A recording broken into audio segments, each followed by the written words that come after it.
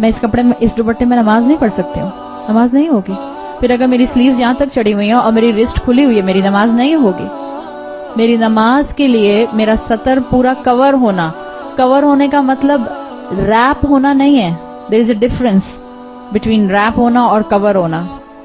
Rape والا نہیں, music والا ریپ نہیں, ڈبلیو والا ریپ. ایک ہوتا ہے میں اس گھڑی کے گرد ایک چیز ریپ کر دوں ایسے کر کے, اور میں نے اس کو بالکل ٹائٹ کر دیا, اب یہ ریپ ہے. صحیح, یہ ریپ ہے. اور اگر میں نے اس کو بس ایسے کر دیا, اب کور ہے. So there is a difference between to wrap something and to cover some thing.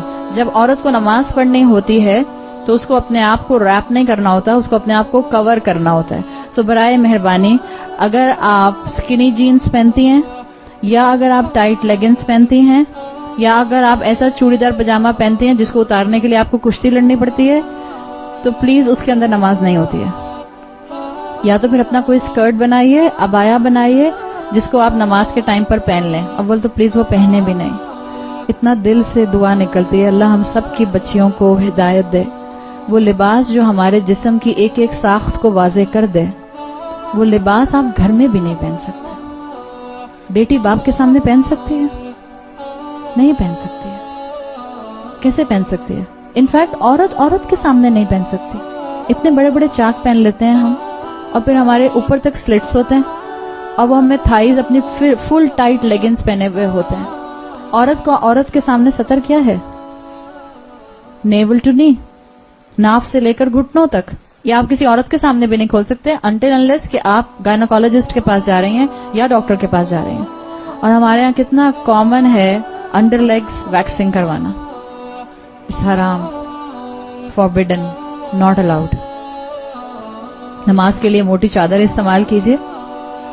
نماز کے لیے ایسی چادر استعمال کیجیے کہ جس میں آپ سر سے پاؤں تک کور ہو جائیں. اگر آپ نے ڈھیلا لباس نہیں پہنا ہوا ہے, کوئی عبایا رکھ لیجیے اپنا, کوئی اسکرٹ بنا لیجیے اپنا. اس چیز کا احساس کیجیے. یہ تو میں لباس کی بات کر رہی ہوں. اور تم نے نیل پالش لگائی ہوتی ہے, اور کئی کئی دن سے لگائی ہوئی ہوتی ہے. اب تو جب سے یہ اللہ ہم پر اپنا رحم کرے, کہ جب سے کون سے والے نیلز آئے ہیں, آرگینک نیلز ہیں, آرگینک کلرز آئے ہیں کچھ.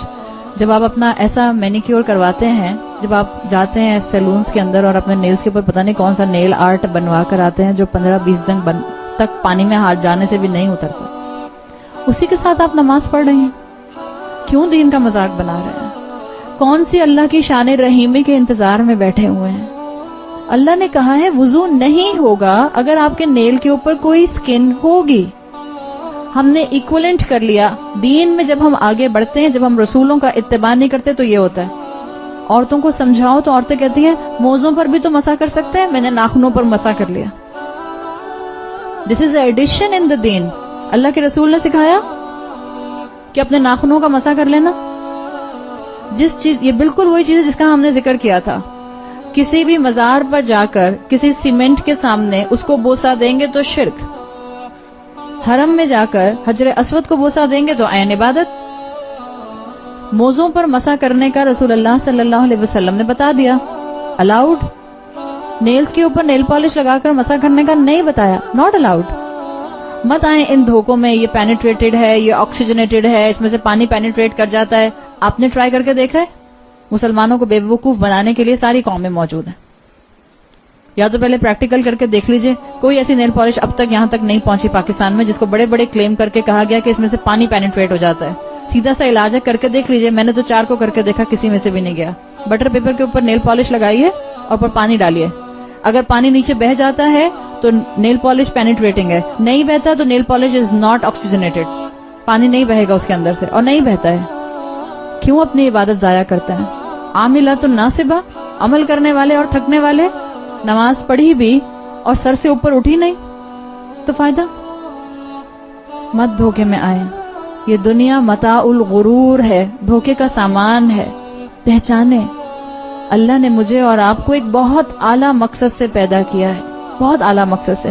کسی کو بہت شوق ہے نیل پالش لگانے کا, ایک وضو کر کے نیل پالش لگائیے, دوسرے وضو سے پہلے اتاریے, اپنا وضو کیجئے, نماز پڑھیے, پھر لگا لیجئے. کرتے ہیں سارا دن یہی کام, بڑی بھارے گئے آپ. 12 لگا کسی کو شوق ہے تو میں منع نہیں کروں گی, لیکن پلیز اپنی نماز ضائع مت کیجئے. اگر آپ کو شوق ہے تو کیجئے. ایک ٹائم پہ مجھے بھی یہ شوق تھا, میں نے بہت کیا ہے. اتنا ہی شوق تھا مجھے کہ میں ہر نماز سے پہلے نیل پالش اور ریموور سے اتارا. اس وقت تو پیل آف نہیں آتی تھی, اب تو پیل آف آ گئی ہے, تو آپ پیل آف اتار دیجئے, وضو کیجئے, دوبارہ پھر لگا لیجئے اگر آپ کو بہت شوق ہے. مگر آپ کا وقت یاد رکھیے گا اللہ کے ہاں حساب کے قابل ہے. اللہ پوچھے گا کہاں وقت لگایا؟ آپ کہیں اللہ 5 وقت نماز پڑھتی تھی اور 5 مرتبہ نیل پالش لگاتی تھی اور اتارتی تھی. اللہ کی شان رحیمی کا دھوکہ مت کھائیں پلیز. اللہ تعالیٰ نے مجھے اور آپ کو گناہوں میں انوالو ہونے کے لیے اپنے شان رحیمی کو سامنے نہیں رکھا. اللہ نے قرآن میں رحمان کا لفظ بڑی ان سخت